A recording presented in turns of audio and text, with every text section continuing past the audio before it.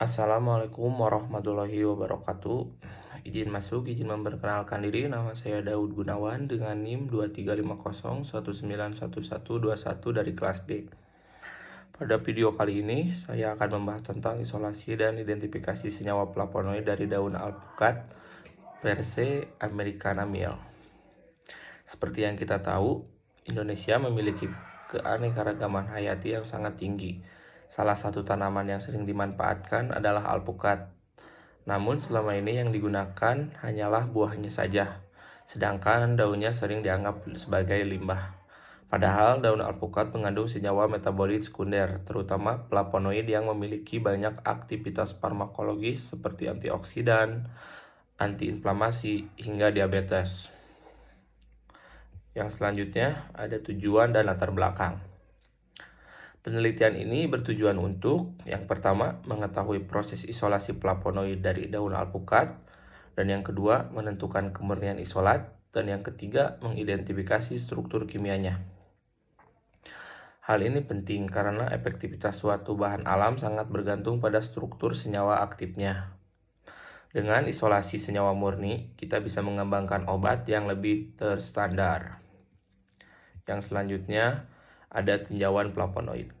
Flavonoid adalah senyawa polifenol dengan kerangka besar C6, C3, dan C6.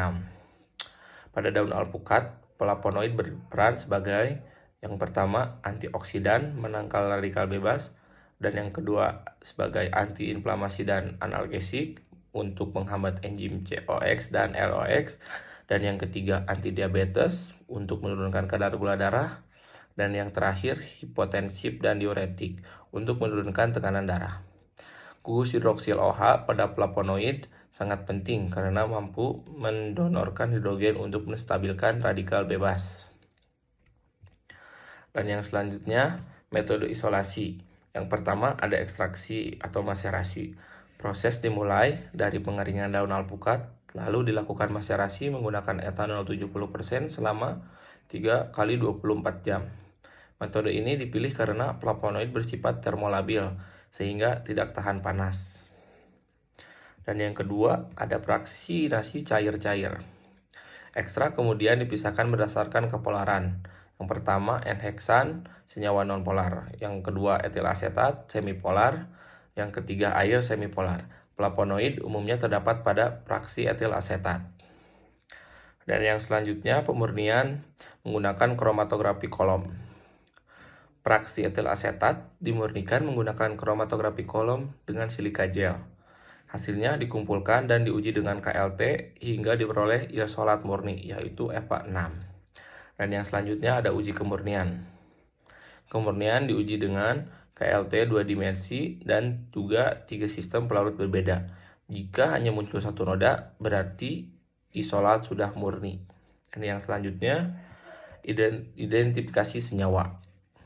Yang pertama menggunakan UV visible, menggunakan dua pita serapan. Yang pertama 365 nanometer pita 1 dan 265 nanometer di pita 2. Ini menunjukkan bahwa senyawa termasuk golongan flavonol.